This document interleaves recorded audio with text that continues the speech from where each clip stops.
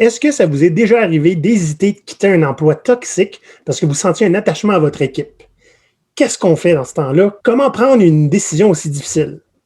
Ou encore, vous avez déjà fait le choix de partir, mais la date pour l'annoncer approche, puis ça vous tracasse. C'est normal, on a une couple de trucs pour vous autres. Donc aujourd'hui, on parle des départs qui sont volontaires et on va voir comment passer à travers cette tempête d'émotions.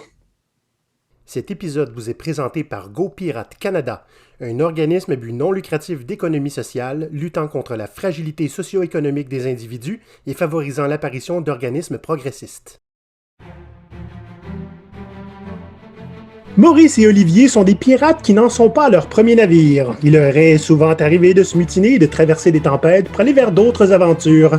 Comme ils n'aiment pas voir d'autres pirates hésiter devant l'abordage, ils vous racontent aujourd'hui comment rejoindre un nouvel équipage sans avoir le mal de mer. Voici leur histoire. OK, Olivier. Oui. Là, tu as dit qu'on a quitté le navire pour aller vers d'autres, hein? Fait que, c'est-à-dire, on ne mentionnera pas les fois où on a comme accidentellement, légèrement coulé le navire. Ce n'est pas de ça qu'il est question aujourd'hui, Maurice. Maurice. Au dernier épisode, on a callé bullshit. Tu te souviens? Bullshit! Ça a fait des vagues de bullshit. On s'est un petit peu rentré dedans et un peu vous-même par la bande, chers pirates, sur les difficultés qu'on a souvent à être proche de nos valeurs, à les respecter et à avoir la tendance qu'on a d'avoir un sens de l'éthique flexible, n'est-ce pas?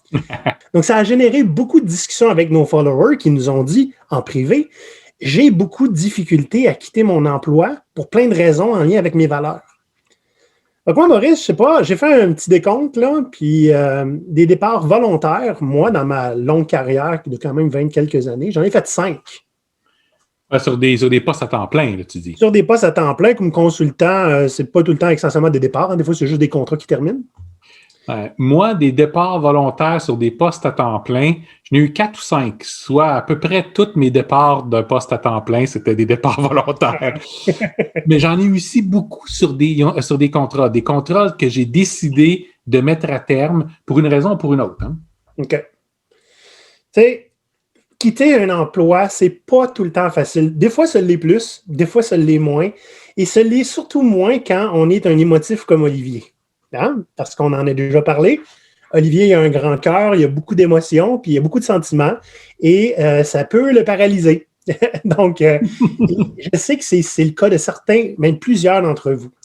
Donc, aujourd'hui, on parle des raisons qui rendent un changement d'emploi plus facile ou plus difficile. Puis, on va vous donner 4 trucs, pas 3, 4, pour mieux passer à travers cette tempête-là. C'est un bon deal, ça, Maurice? C'est pas pire.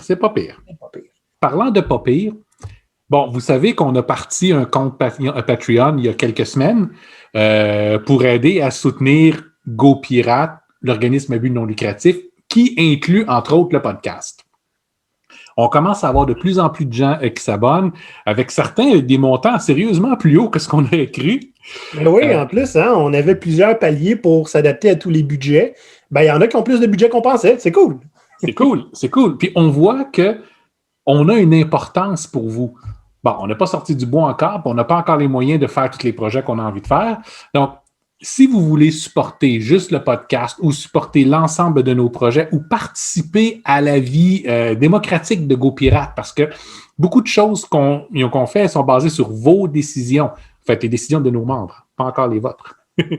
Donc, allez vous inscrire, participez aux différents sondages qu'on fait, dites-nous votre opinion. Comme là, présentement, on est en train de discuter avec nos membres. On veut faire des événements spéciaux pour eux autres. On est en train de discuter avec eux sur quel format ça va prendre. Ça commence à prendre une forme, tranquillement, pas vite. Oui, puis en plus, quelque chose qui va être très populaire, je pense, on prépare en ce moment notre premier épisode exclusif pour les membres. Donc, on va en avoir un par mois, si tout va bien. Oui, puis là, ça a l'air que ça va être fait live selon leurs préférences. Donc, à suivre. À suivre. OK. Maurice, des fois, s'en aller d'un emploi, c'est pas difficile. Oh non, vraiment pas. Des fois, c'est juste clair pour nous. Hein? On a assez enduré ça. Le travail nous rend malade. Hein? On y va travailler à reculons à tous les jours, puis on se dit, OK, c'est fini. On a traversé la ligne que j'avais mis dans le sable. Là. Hein? Mes valeurs sont bafouées, puis je suis juste malheureux. C'est assez naturel et évident. Il faut que je trouve quelque chose d'autre ailleurs. Ça, c'est facile. Quand tu l'annonces, c'est une libération pour toi. Ouais. Mais des fois, c'est mauditement plus difficile. Ben, des fois, tu vas juste travailler à reculons, juste parce que tu as l'impression que tu pourrais faire quelque chose avec ta vie, puis c'est pas ça que tu es en train de faire présentement. Mais des fois, ça fait suffisamment longtemps que tu le fais que tu ne vois pas nécessairement reprendre tout à zéro. Je veux dire, j'ai investi mon temps, mon corps et mon âme dans cet emploi-là. Est-ce que je veux vraiment tout reprendre ça? C'est vrai. Il y en a que après 10 ans au même endroit, là, hein, ils ont des racines dans la place, ils font partie des meubles essentiellement. Il n'y a personne qui imagine la compagnie sans eux. Imaginer partir, même si ça va mal, imaginer partir, c'est mauditement plus difficile qu'une décision que tu fais sur un coin de table. Puis la plupart des gens qui nous disent « j'ai de la difficulté à partir », ils restent pour les gens. Hein? Ils veulent partir à cause de la culture, à cause de la direction ou de la manière que c'est géré, mais ils ont une équipe extraordinaire et ça, c'est pas facile. C'est une décision, tu te sens comme un traître. Oui.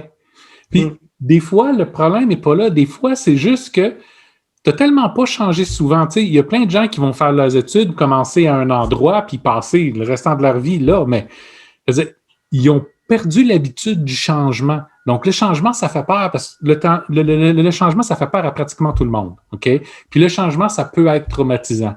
Puis changer d'emploi, c'est un traumatisme. Puis on a peur que ce traumatisme-là va nous affecter plus que ce que ça risque de le faire en fait. Donc, il faut garder ça en tête. Hein. Souvent, on se fait des idées, puis ça rend tout le changement plus difficile. Oui. Puis une autre chose, comme on l'a dit un petit peu en entrée de jeu, quand on est très, très émotif, annoncer une mauvaise nouvelle comme ça, qu'est-ce que ça va créer? Qu'est-ce que je vais faire à mon équipe?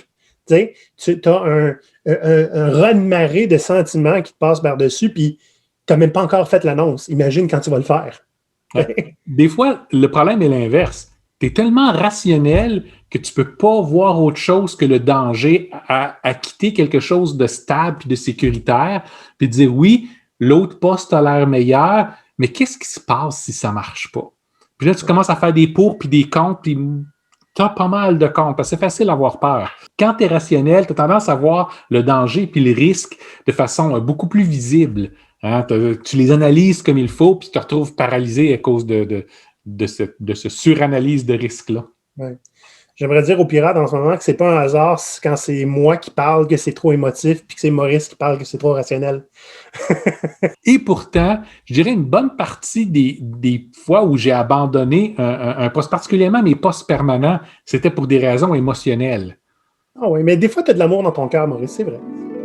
Ah, il n'y a pas besoin d'avoir beaucoup d'amour habituellement. Quand je suis rendu à laisser un poste là, il ne reste plus beaucoup d'amour. Mais ça reste que c'est émotionnel quand même. Tandis que quand je quitte un mandat, c'est souvent beaucoup plus rationnel. Hein? J'ai l'impression que je ne peux plus rien apporter ou j'ai l'impression que les gens avec qui je travaille ont besoin de faire un bout de chemin tout seul, quitte à ce que j'y retourne par après. Mais quand j'étais sur des postes permanents et que je décidais de partir, peu importe ce qu'on allait m'offrir pour que je reste, c'était même pas une discussion. Oui. Oui. Dans le fond, tu as des choix. Des fois, c'est difficile parce que c'est rationnel, c'est émotif, puis ça a l'air facile quand c'est professionnel, comme tu viens de dire. On va en parler tantôt. Mais Maurice, pour continuer, j'aimerais faire preuve de certaines capacités de storytelling. Je vais te raconter la fois où je me suis retrouvé à l'hôpital parce que j'avais de la difficulté à quitter un emploi. Ouch. OK? Ouch. Donc, c'était vraiment pas facile. C'était une des meilleures places où j'ai travaillé, où j'ai eu le plus de fun, hein, où je me suis fait des amis que j'ai encore aujourd'hui et que je leur parle toujours. C'est pour ça que ça avait été difficile. Hein. Je pense que c'est la plus belle gang avec qui j'ai travaillé. Puis, je n'étais pas resté là des années, là. C'est un an, là. Mais la manière que ça se passait, la manière que le client me traitait, puis la manière que j'ai perdu un tiers de mon équipe en dedans d'1 mois. OK? Il y avait des choses qui étaient irréconciliables avec mes propres valeurs. Hein? Puis ça, on fait le lien avec l'épisode dernier. Et c'était tellement, tu sais, quand tu sens que quelque chose casse en toi, hein? Et je me disais au début, après quelques mois, c'est là que j'ai pris, écoute, mes ailes se sont ouvertes, hein? J'ai fleuri comme un jardin. Fast forward 5 mois, je vais voir les RH, j'ai la larme à l'œil, puis je fais comme, ouais, je déteste ma job. OK? Puis ils n'ont pas pu m'aider.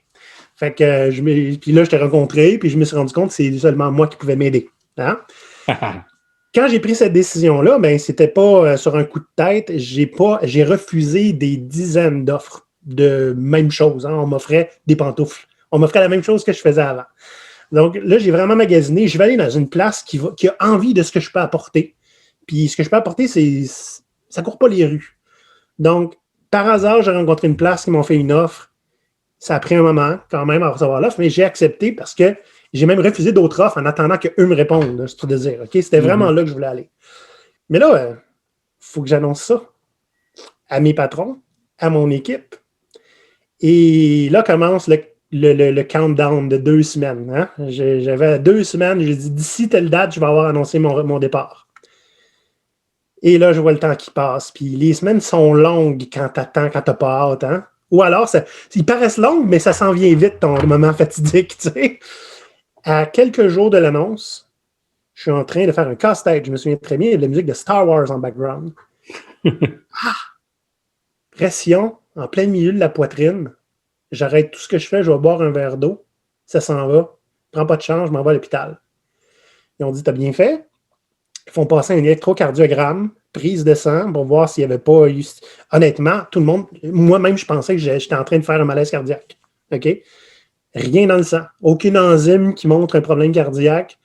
L'électrocardiogramme est tout à fait normal. Aucune idée c'est quoi. Retourne chez vous et repose-toi. Mais quelques semaines plus tard, on m'appelle, c'est un cardiologue qui a été averti de la situation par l'hôpital et qui va faire un suivi. Je vais voir le cardiologue, il me met, c'est un cardiologue des années 60, là, avec des straps en cuir, toi. C'était vraiment typique des films d'horreur. Là. Après une courte discussion, il me demande, Monsieur Fortier, est-ce que vous avez eu besoin de prendre des décisions difficiles récemment? Et là, moi, de comprendre, là, tout le casse-tête se fait là, en arrière, puis je comprends. Non, mais vous n'êtes pas tombé loin. J'ai eu à l'annoncer, la décision, qui était facile. L'annoncer, c'était difficile. Essentiellement, je m'en allais trahir la plus belle gang avec qui j'ai jamais travaillé. C'était ça l'affaire. Mes valeurs me criaient « Va changer le monde ». Puis mes émotions me disaient « En abandonnant ta gang ».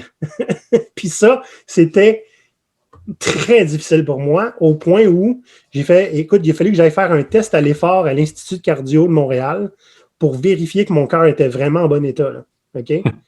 Et après tout ça, j'ai eu encore quelques autres petits spasmes ici. De temps en temps, je suis retourné à l'hôpital une fois. Ils m'ont dit, non, ça a l'air d'être la même chose. C'est des spasmes musculaires causés par l'anxiété. Et finalement, le jour arrive. J'annonce à mon gestionnaire immédiat que je m'en vais. Il est comme déçu, mais pas surpris.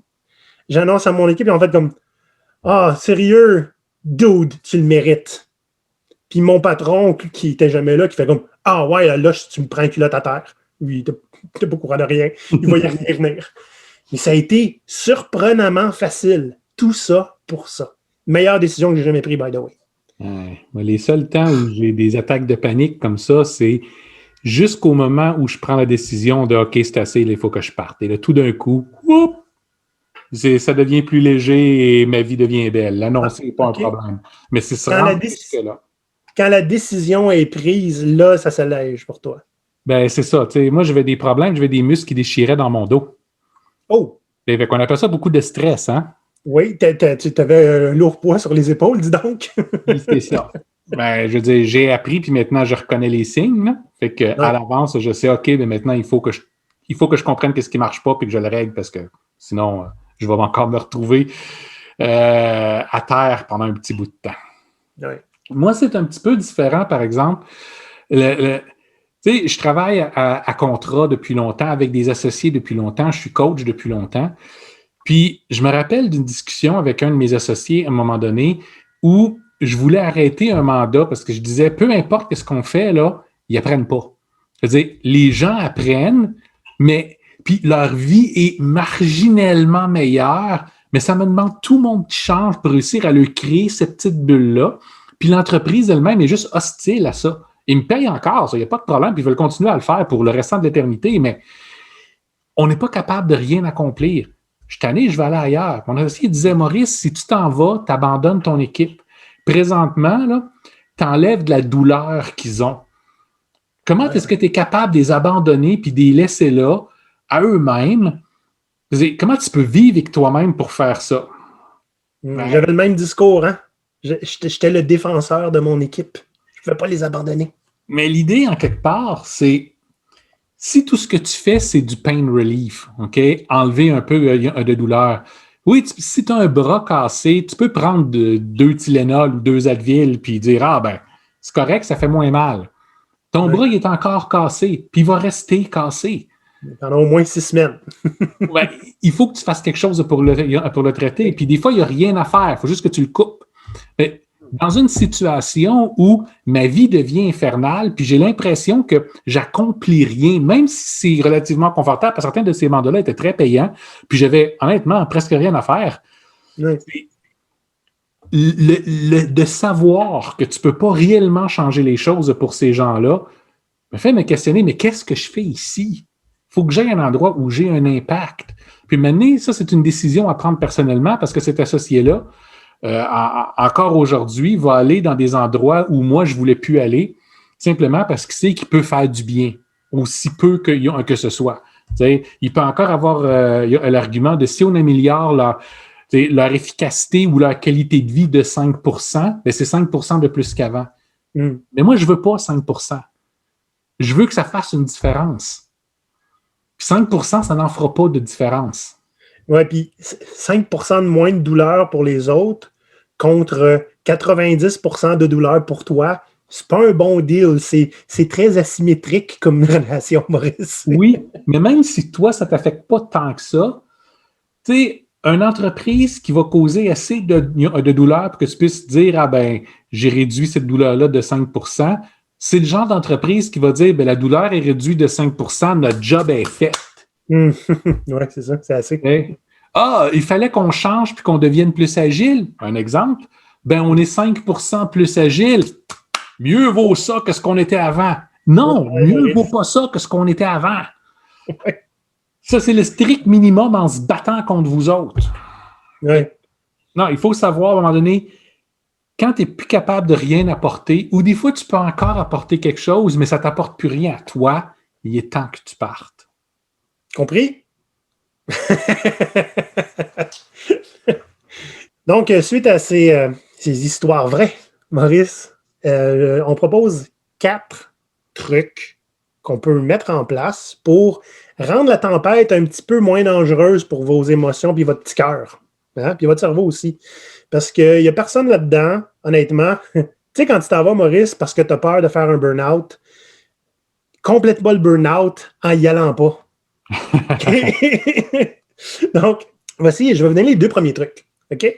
Si vous êtes un émotif comme moi, faites semblant de rationaliser. Ça, c'est très drôle, Maurice, parce que je suis capable un petit peu de m'observer quand je fais des choses, puis de comprendre pourquoi ça marche pour moi, puis bien souvent, c'est pas pour la raison qu'on pense. Donc, je vous donne un truc. Vous avez déjà peut-être parlé à des gens qui vous aident à faire de la réorientation de carrière, hein? Ou à vous retrouver un emploi. Moi, j'ai eu une fois affaire à un service comme ça après avoir perdu un emploi parce qu'il y avait eu une restructuration. Moi, j'avais eu 2 offres, puis j'avais des difficultés à choisir entre les 2. Mais on peut aussi faire ça quand on est déjà à l'emploi. Si, par exemple, on est en pourparlers avec une autre entreprise, puis on ne sait pas trop, est-ce qu'on devrait changer la job ou rester à notre emploi actuel? OK? Fait qu'il y a souvent des gens qui vont vous faire un petit tableau de comparaison. OK? C'est quoi qui est important pour vous? Puis vous mettez un score pour chacune de ces choses-là dans des colonnes de votre emploi actuel puis des colonnes de votre emploi potentiel. OK? Et là, ce qui est intéressant, c'est même pas les chiffres. T'sais, un rationnel regarderait les chiffres puis irait « je vais avec ça parce que c'est plus haut ». Moi, je suis un émotif. Fait en m'observant, je me suis rendu compte que je trichais volontairement dans les réponses ou dans les critères pour avantager une entreprise plus que l'autre. Ce n'est pas le chiffre qui m'a convaincu de faire la décision, c'est le fait que intuitivement, j'essayais de favoriser une entreprise. Donc, le choix était clair. Émotivement, c'était déjà fait. Ce n'est pas les chiffres qui m'ont aidé. C'est le fait de faire l'exercice puis de me voir aller en train de tricher. Donc, si vous avez un émotif, essayez ça. C'est vraiment intéressant. C'est bon autant pour quand vous avez 2 offres que quand vous avez une nouvelle offre et que vous ne savez pas si vous devez partir ou rester. Le deuxième truc, c'est dites-vous bien que de changer d'emploi, c'est aussi une décision d'affaires. Hein? On fait souvent des blagues. Là. Des fois, on est à une décision d'affaires de perdre notre emploi. Hein? On est l'entreprise est très, très loyale envers nous jusqu'à temps que quelqu'un prenne une décision d'affaires parce qu'ils ne veulent pas dire que c'est personnel. Ils vont dire, garçon, on t'aime beaucoup, mais c'est une décision d'affaires. Merci pour ton aide et ton travail. Et des fois, c'est réellement absolument pas personnel. Quelqu'un a pris une mauvaise décision, puis faut sauver l'équivalent de ton salaire pour que la courbe de progression des profits pour ce trimestre-ci demeure élevée. T'sais. Ça arrive, puis c'est ça une décision d'affaires.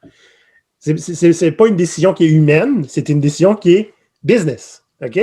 Donc, c'est vrai pour vous aussi. Quand vous décidez de changer d'emploi pour un meilleur salaire, pour un meilleur contexte, pour des meilleures valeurs, pour quelque chose qui est des fois moins payant, mais qui va plus vous rejoindre, vous allez avoir plus d'impact. C'est une décision d'affaires, c'est une décision de carrière. Mais c'est quoi votre carrière si ce n'est pas des affaires? Mm-hmm. Hein? Puis dites-vous bien une chose. Je ne suis pas certain que ça existe, une compagnie qui, suite à une difficile décision d'affaires, va devoir se ramasser à l'hôpital pour passer un électrocardiogramme et ensuite à l'Institut cardio pour faire un test à l'effort, puis qui ne dormira pas pendant des semaines parce qu'il va falloir que j'annonce à mon employé que je le laisse aller. OK? C'est typique des employés, c'est pas typique des business. Souvent, les business méritent qu'on les traite de la manière qu'ils nous traitent. Hein? Décision d'affaires, je fais ce qui est le mieux pour moi. Merci, bonsoir. À toi, Maurice. Il y a des avantages à changer d'emploi.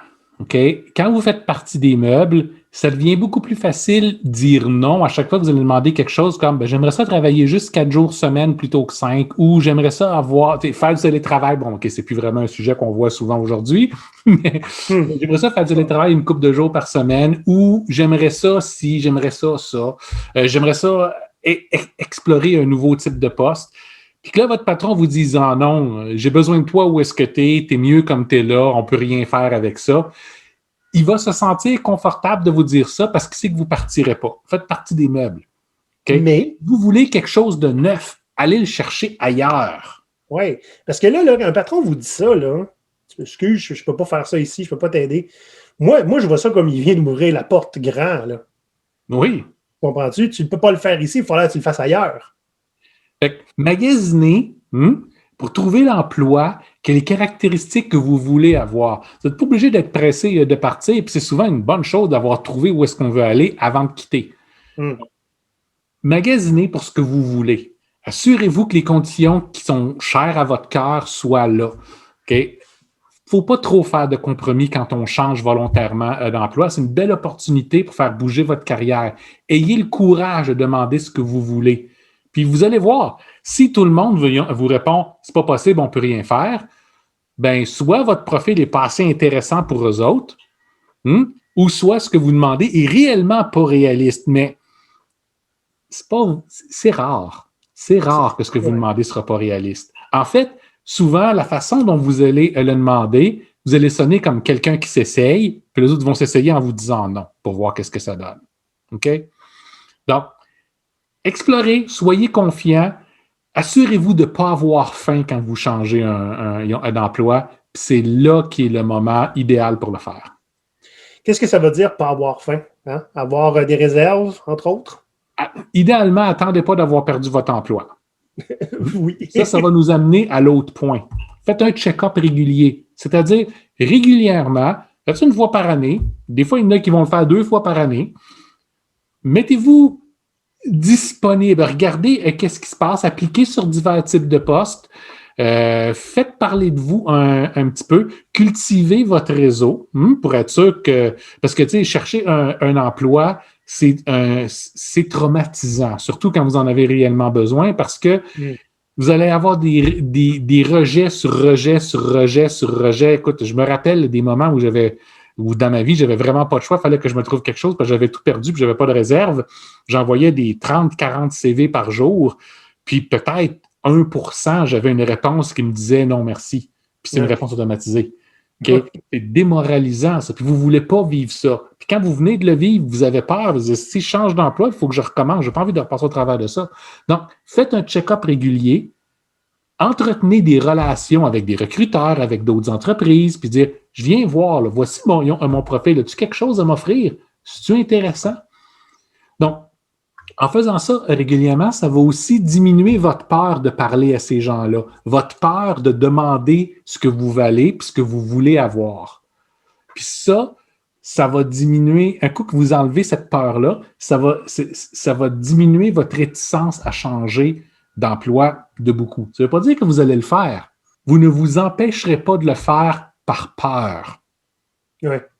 Donc, les auditeurs, si jamais vous voulez avoir un petit peu plus d'informations, plus poussées sur comment réussir ça, comment être à l'aise, comme ça, développer son réseau, je vous renvoie vers l'épisode Comment rendre sa carrière antifragile, l'épisode numéro 61.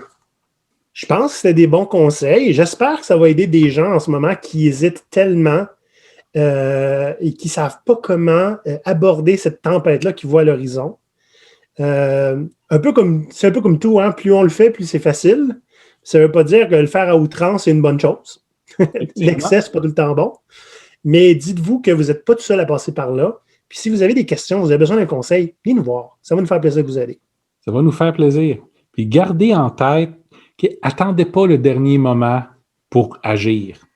Okay? Attendez pas d'avoir perdu votre emploi ou attendez pas d'avoir passé la ligne tellement loin où un matin, vous rentrez dans le bureau de votre patron et vous dites « c'est assez, je m'en vais, ciao bye ».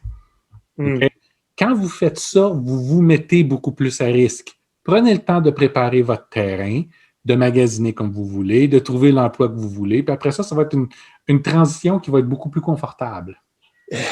Maurice, j'espère ne pas avoir un jour à dire « je quitte GoPirate ». Si tu veux voir Olivier fondre, là, c'est avoir à faire ça. Fait que ça n'arrivera pas. J'espère. Ah, tu sais, on dit ça, mais sait-on jamais? Sait-on jamais. GoPirate n'est plus à nous. Peut-être qu'éventuellement, on va avoir des mauvais boss. C'est vrai, GoPirate, ça appartient à ses membres maintenant. Il y a un comité administratif. Et oui. Puis, je veux dire, peut-être que ça va arriver à un point, puis je veux dire, peut-être que ça va arriver à un point où nous, on ne sera plus utile pour GoPirate. Ça va être le temps à quelqu'un d'autre de le faire. Tu sais, là, c'est pas quitter GoPirate, c'est prendre sa retraite de GoPirate. C'est différent, ça. Ça ne veut pas dire qu'on va arrêter de travailler ensemble pour autant. C'est vrai. Tu sais, Maurice, l'emploi d'après que j'ai eu, hein, après avoir quitté cet emploi-là qui a été difficile à quitter, ça a été très, très simple de quitter. Je ne quittais pas pour les mêmes raisons, on s'entend, mais je disais quelque chose comme, vous savez, c'est pas une mauvaise nouvelle. Je m'en vais changer le monde. Puis je me rejoignais aux pirates. Je rejoignais Maurice. Fait que pour moi, c'est comme je m'en vais, j'ai atteint le maximum de mon potentiel ici, j'évolue vers quelque chose de plus haut, c'est level up. Pour moi, c'était une bonne nouvelle. Quelqu'un qui a pu se développer dans une entreprise tellement rapidement et tellement efficacement, qui est déjà en train de quitter après un an. Je m'excuse. C'est une réalisation pour l'entreprise, sans qu'à moi. Oui. Oui, je suis d'accord avec toi. Malheureusement, c'est pas toutes les entreprises qui vont le voir comme ça. Non. Mais écoute, on en fera un épisode à un moment donné. Ouais. Chers pirates, si ce qu'on vous a dit vous parle, faites un like, allez cliquer sur la cloche pour avoir les nouvelles. Allez faire un tour sur notre Patreon, patreon.com/GoPirate Canada, si vous voulez voir comment devenir un pirate. Et on prend encore les critiques de notre podcast sur Apple Podcast, Maurice. On en accepte encore au moins 10 places disponibles. Fait allez-y. Oubliez pas, on essaye d'atteindre le 1000 abonnés encore pour notre chaîne YouTube. Allez vous abonner. On le voit, 50% d'entre vous n'êtes pas abonnés dans ceux qui écoutent nos vidéos. C'est toute votre faute. C'est toute votre faute. Impardonnable. Les pirates, lâchez pas. Faites-nous signe que vous avez besoin d'un coup de main. Puis à la semaine prochaine. Bye. Bye.